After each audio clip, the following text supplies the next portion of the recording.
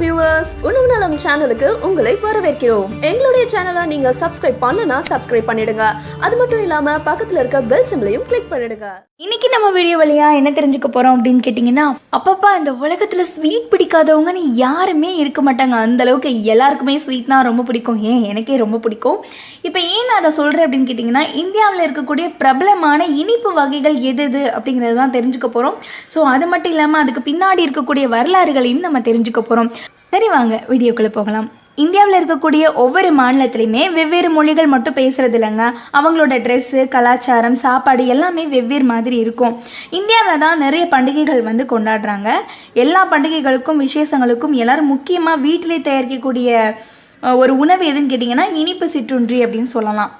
ஒவ்வொரு மாநிலத்திலையும் ஒவ்வொரு இனிப்பு சிற்றுண்டி பிரபலமாக இருக்குங்க. அதில் ரொம்ப பிரபலமான எல்லாரும் விரும்பி சாப்பிடக்கூடிய இனிப்பு வகைகள் சில இதை தான் இன்றைக்கி நம்ம வீடியோ வழியாக தெரிஞ்சுக்க போகிறோம். முதலாவது என்னன்னு கேட்டிங்கன்னா குலோப் ஜாமுன் தான். எல்லாருக்கும் ரொம்ப பிடித்தமான இனிப்பு பண்டம் இந்த குலோப் ஜாமுன். விசேஷங்கள் டைமில் ஃபஸ்ட்டு நம்ம செய்ய நினைக்கிறது இந்த குலோப் ஜாமுன் தான். கடையில் கிடைக்கும். இப்போ கடையில் இதோட ரெடிமேட் மிக்ஸ் விற்கிது. ஸோ இதை தான் இப்போ எல்லோரும் வாங்கி குலோப் ஜாமுன் பண்ணிகிட்டு இருக்காங்க. இருந்தாலும் அந்த பேக்கரி முன்னாடி போய் நின்றுட்டு அந்த குலோப் ஜாமுனை பார்த்துட்டு ஆன்னு நிற்கும் போது செம்மையாக இருக்கும். இந்த குலோப் ஜாமுன் பாலில் இருந்து எடுக்கப்படக்கூடிய கோயா அப்படின்னு சொல்லக்கூடிய மாவில் இருந்து தான் இந்த இனிப்பு வண்ணத்தை நம்ம செய்கிறோம். இந்த குலோப் ஜாமுன் முகல் காலத்து அரசராக இருக்கக்கூடிய ஷாஜகானுடைய சமையல்காரர் சமையல் செய்யும்போது நடந்த ஒரு சின்ன விபத்திலிருந்து உருவாக்கப்பட்ட ஒரு விஷயமா. சூப்பரில். அடுத்தது என்னென்னு கேட்டிங்கன்னா கஜர்ஹா ஹல்வா அப்படிங்கிறது தான். கஜர் அப்படின்னா கேரட் அப்படின்னு சொல்லக்கூடிய பொருள். கேரட்டை வச்சு செய்யக்கூடிய ஒரு ஹல்வா தான் இந்த கஜர்ஹா ஹல்வா. இந்த இனிப்பு பண்டம் எந்த ஊரில் முதல்ல கண்டுபிடிக்கப்பட்டுச்சு அப்படின்னு யாருக்குமே தெரியல. ஆனால் பஞ்சாப் மாநிலத்திலேருந்து தான் இந்த உணவு இந்தியா முழுக்க பரவி இருக்கும் அப்படின்னு சிலர் சொல்கிறாங்களாம்ப்பா. ஹல்வா அப்படிங்கிறது அரேபிய மொழி வார்த்தை அப்படின்னும் அதுக்கு பொருள் இனிப்பு அப்படின்னும் சொல்கிறாங்க.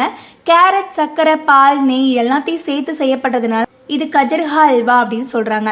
அடுத்து என்ன அப்படின்னு கேட்டிங்கன்னா சந்தேஸ் அப்படிங்கிறது இந்த இனிப்பு ஒரு பெங்கால் உணவு.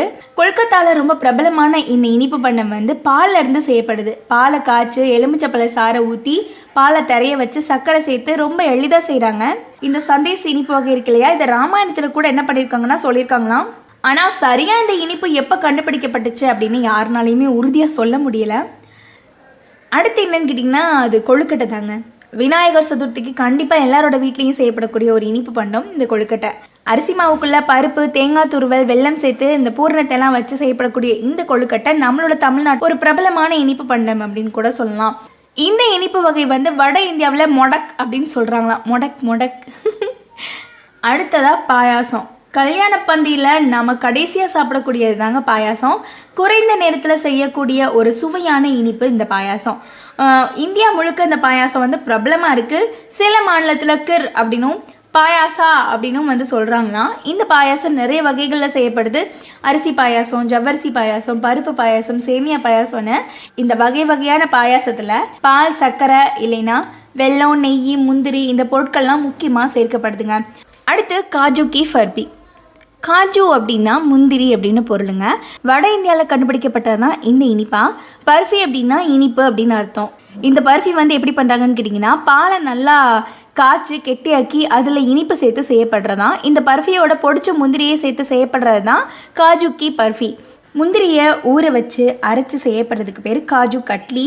ஆனால் காஜு கட்லியில் பால் சேர்க்க மாட்டாங்க. முந்திரி உபயோகிக்கிறதுனால இந்த காஜு கி ஃபர்பி இனிப்பு வகைங்கிறது கொஞ்சம் விலை உயர்ந்த இனிப்பு பண்டமாக இருக்கான். இருந்தாலும் இந்த ஸ்வீட்டை எல்லோரும் விரும்பி வாங்குறாங்க. அடுத்து டபுள் கா மீத்தா.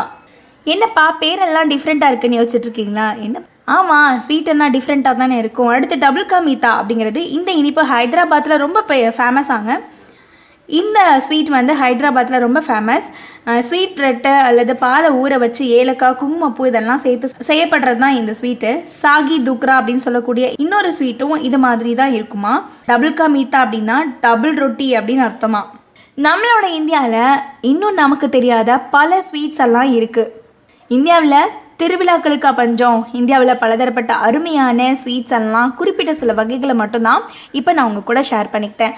கண்டிப்பாக இதெல்லாம் உங்களுக்கு பிடிச்சிருக்குன்னு நினைக்கிறேன். இதில் எந்த இனிப்பு உங்களுக்கு பிடிச்சிருக்கு அப்படிங்கிறத கமெண்ட் செக்ஷனில் தெரிவிச்சிடுங்க. இந்த வீடியோ உங்களுக்கு பிடிச்சிருக்கு அப்படின்னா லைக் பண்ணிவிடுங்க, ஷேர் பண்ணிவிடுங்க.